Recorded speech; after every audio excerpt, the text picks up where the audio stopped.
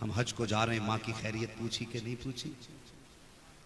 बंदा उम्रे के चक्कर पे चक्कर लगा रहा है, माँ को 10 रुपए की दवा दिलाने की तौफीक नहीं। तुम्हें क्या लगता हुजूर ऐसे उम्रे को कबूल करेंगे? मुझे बताओ तो सही। आज बेटा माँ के 10 रुपए की दवा दिलाते वक्त माथे पे कितनी लकीरें डाल के कहता कितने खर्चे उठाऊं मैं। हर साल उम्रे को जाने वाले, माँ बाप को दवा ना दिलाने वाले, सच बता तू उम्रा करने क्यों गया था? सिर्फ इसलिए ताकि दुनिया तुझे कहे ये वो है जिसका महीना मदीने में गुजरता है? दुनिया के नामो नमूद के लिए, दुनिया में तू अपनी वाह हासिल करने के लिए? भाई किसी का दिल दुखा के ना जा, दिल दुखा के ना जा। वो कहने लगे सुन, कहां जा रहा है? कहा हज के लिए। कहा सुबह सबसे पहले माफी मांग लेना, कहीं किसी को अनजाने में तुझसे तकलीफ ना पहुंची। सुबह उठा, सबके दरवाजे पे गया, शहर के बाहर माफी मांगते मांगते एक दरवाजे पे पहुंच गया, खटखटाया। कौन? कहने लगा मैं। अपना नाम बताया उसने। किस लिए आए हो? कहा मदीना शरीफ जा रहा था, बस माफी मांगने आया हूं, कोई खता हो गई हो तो माफ कर देना।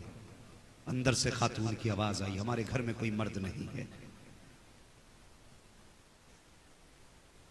तो ये सुन के आप कहने लगे क्या हुआ मर्दों को? तो उसने कहा ये ना पूछ, तेरे सवाल का जवाब मिल गया, चला जा। वो वापस पलटा ना तो उसे गोश्त की खुशबू आई, वापस आया, कहने लगा थोड़ा सा गोश्त मिलेगा? अल्लाह अकबर, थोड़ा सा गोश्त मिलेगा? खातून की अंदर से आवाज आई, ओ जाने वाले, ये गोश्त तेरे लिए हराम है, हमारे लिए हलाल है। तेरे लिए हराम है, मेरे लिए हलाल है। अल्लाह अकबर। बस वहीं उस हाजी का दिमाग रुक गया, कहने लगा कलमा हुजूर का पढ़ती हो? कहा हाँ।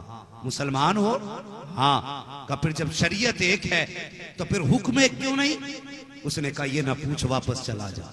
उसने कहा बताओ तो सही, आखिर इसमें क्या राज है?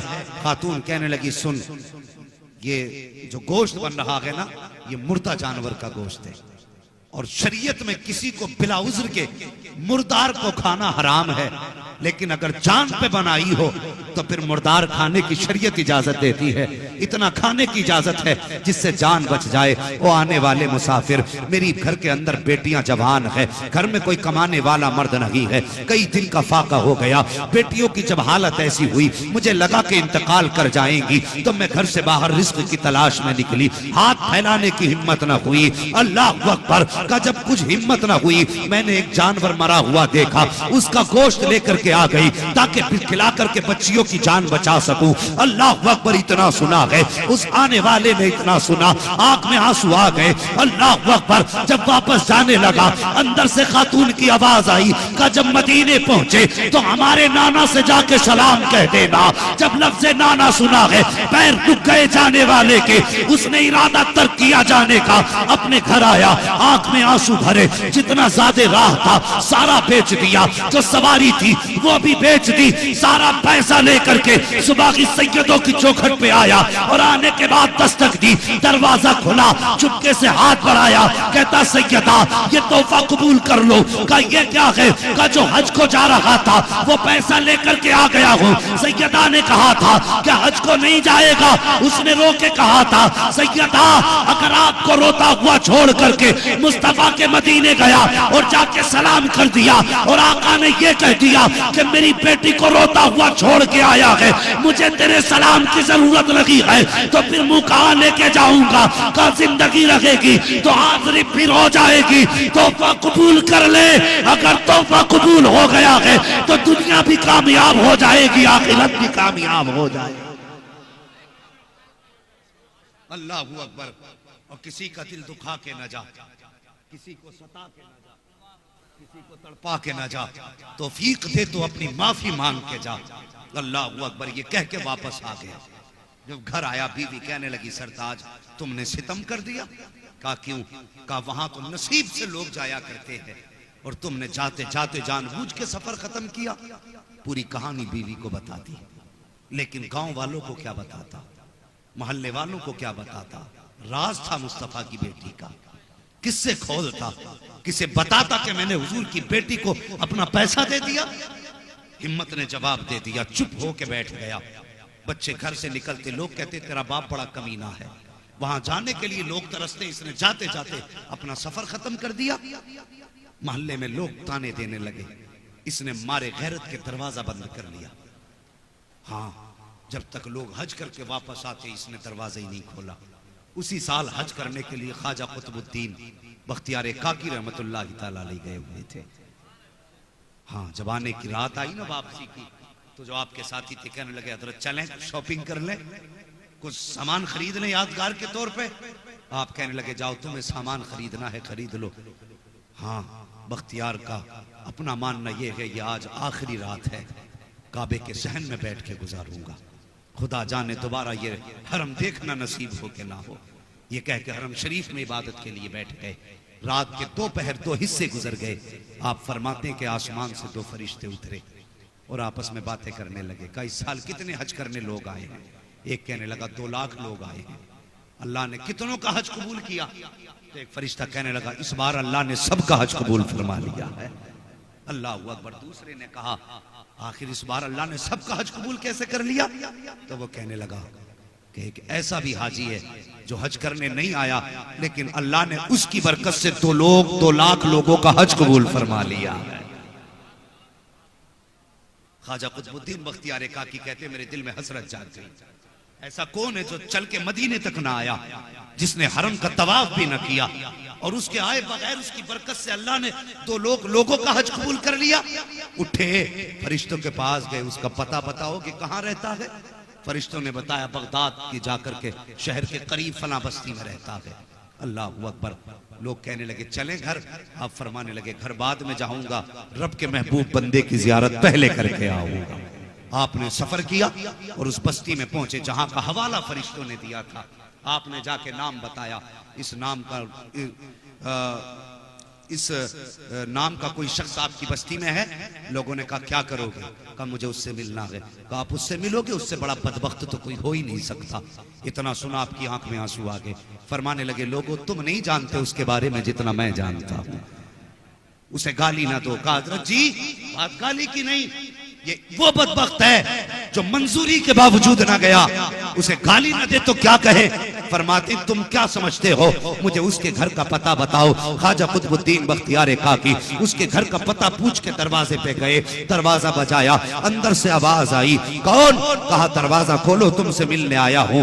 रोने की अंदर से आवाज आई। उस जाने वाले हाजी ने कहा था कि मोहतरम दरवाजा नहीं खोल सकता, अगर दरवाजा खोलूंगा बस्ती वाले ताने देते हैं, मेरे बच्चों को गांव वाले गाली देते हैं, मुझे मेरे हाल पे छोड़ दीजिए, बताइए बात क्या है? आने वाले ने कहा मुझे नहीं जानते हो, मुझे ख्वाजा कुतुबुद्दीन बख्तियार काकी कहा जाता है, तुमसे मिलने की गरज से हरम शरीफ से तुम्हारे घर आया हूँ। इतना सुनना था। उसने कहा हजरत बस आपको आने की इजाजत है, कोई और अंदर ना आए। आपने कहा वादा करता हूँ अकेला आऊंगा, कोई और नहीं आएगा। अल्लाह अकबर। जैसी आपके कहने पर दरवाजा खोला गया, आप अंदर गए, उसके कदम चूमना चाहते थे और यार चीख निकल गई। कहने लगा हजरत मैं पापी हूँ, लोग कहते हैं आख मेरा कदम क्यों चूम रहे हैं? इतना सुनना था। बख्तियार काकी कहते हैं बता तो सही कौन सी नेकी करके घर में बैठा है, कौन सी इबादत तूने की है जिसके बदले में अल्लाह ने 2 लाख हाजियों का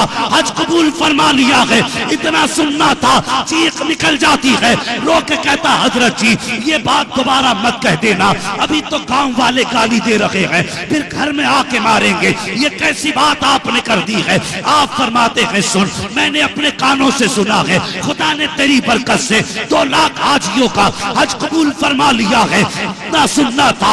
रो के कहता हजरत वापस चले जाए, मेरी बस्ती में किसी को ये बात ना बताना कि अल्लाह ने मेरे इस अमल के बदले में, मेरे इस नेकी के बदले में, मेरे हज के बदले में 2 लाख हाजियों का हज कबूल किया है। उसने कसम देकर के वापस किया, मगर ख्याल था या अल्लाह ये क्या हो गया, मैं तो हज को भी नहीं गया, मेरे बदले में, मेरे सदके में में 2 लाख हाजियों का हज कैसे कबूल हो सकता है, ये सोचते सोचते आंख लगी है। ख्वाब में मुस्तफा तशरीफ ले आते हैं। अजीब मंजर था, एक बादल मदीने की जमीन से उठा और गुलाम के आंगन में बरसा और नूर की बरसात में जो चांद चमका था, दुनिया अब्दुल्ला का लाडला कहती है, फातिमा का बाबा कहती है। जैसी वो चांदनी छटी है, हुजूर का जलवा सामने था। गुलाम बिस्तर से उठा, कदम पकड़े, मदीने वाले आने की जहमत कैसे की है। हुजूर इशारा कर देते, मैं उड़ के आ जाता। मुस्तफा फरमाते हैं, तूने हज जाते वक्त अपने हज का सारा पैसा मेरी बेटी के कदमों पे लौटा दिया। और जब बख्तियार काकी ने बताया, तुझे यकीन नहीं आ रहा था, सोन उसकी बात की गवाही देने मदीने से मोहम्मद चल के खुद तेरे घर तक आ गया है।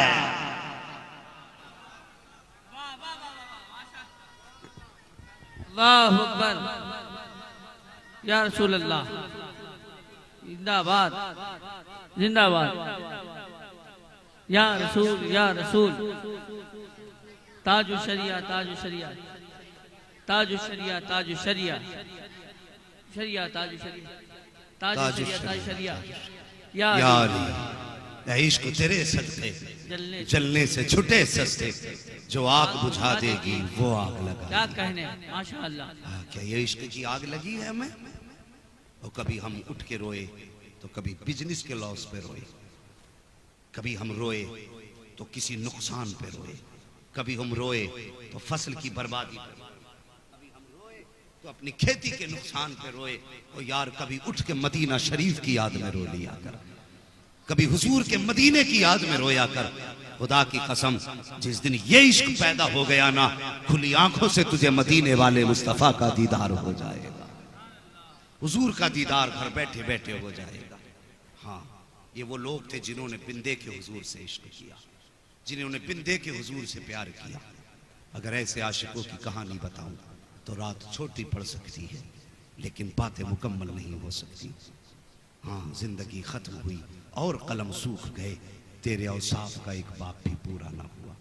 इश्क करो हुजूर से जवानों, हुजूर मुजाहिद मिल्लत का यही पैगाम अपने दिल में रखो। हाँ, इश्क करो। कुछ बस्तियां ऐसी होती हैं जिनमें जाओ तो इश्क की महक खुद ब खुद आने लगती है। हाँ, कभी धामनगर शरीफ जाओ तो ऐसा लगता है जैसे इश्क का लोबान सुलग रहा है। अल्लाह किस्मत साथ दे दे तो इमाम अहमद रजा की तुरबत अनवर पे जाओ, अजीब ही खुशबू निकलती है आपके मज़ारे पुरअनवार से। हाँ, ये आशिकों के ठिकाने हैं, ये आशिकों के ठिकाने हैं जिन पे मुस्तफ़ा ने खास करम फरमाया है। और कभी मुरादाबाद आना हो जाए, हुजूर सदरुल्लाह फाजिल की चौखट पे आ जाओ, आके देखो उनकी चौखटों पे। खुदा की कसम, ये वो बारगाहें हैं जहाँ पे जाहिर भी सवारे जाते हैं, बातिन भी सवारे जाते हैं। माशाअल्लाह, सुभान अल्लाह, सुभान अल्लाह। नहीं इल्ला माशाअल्लाह खामखाएं रह गई हैं।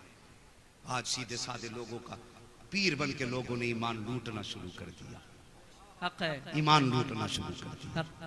हाँ, अल्लाह माफ फरमाए। कितनों के तो ऐसे अमरोहा में, हमारे एक जमात है अमरोहा में, वो कहते हैं नमाज की जरूरत ही नहीं। सोच तो सही, मेरा नबी अगर मुसल्ले पे खड़ा हो, अल्लाह आयत नाजिल फरमाते, या अय्युहल मुज़्ज़म्मिल कुमिल लैला इल्ला कलीला। माशाअल्लाह, है महबूब से रब कह रहा, महबूब कयाम कर मगर ज्यादा लंबे न कर। महबूब के इतने लंबे कयाम कि रब खुद फरमाया महबूब कुछ हराम भी कर ले। और जब पैगंबर जिन पे कुरान उतरा, जिन पे नमाज उतरी, अगर उनको नमाज माफ नहीं तो इस 2 टांगों के जानवर को नमाज कैसे माफ हो सकती? क्या कहना, क्या कहना। कितनी सादा दिल कौम है ये।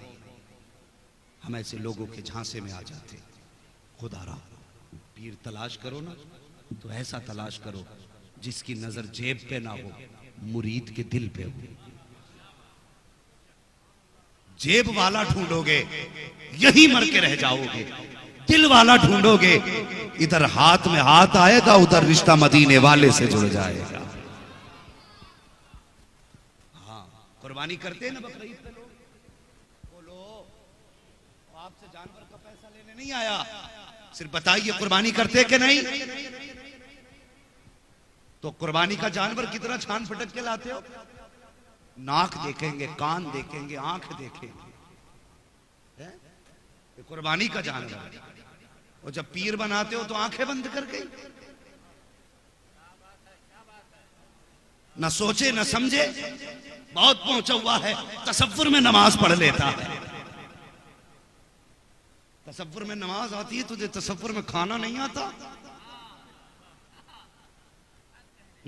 छह छह टाइम निकल लिया, हराम हलाल की तमीज नहीं,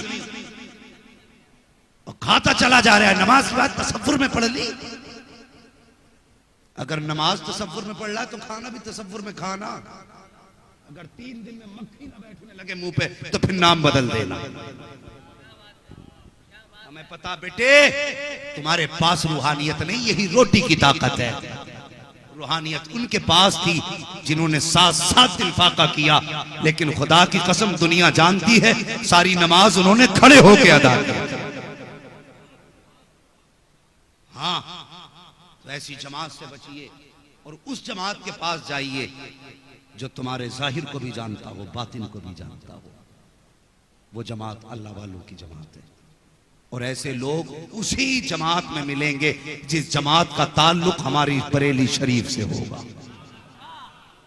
हाँ, टंके की चोट पे कहते हैं, जिसका ताल्लुक बरेली से होगा उसी जमात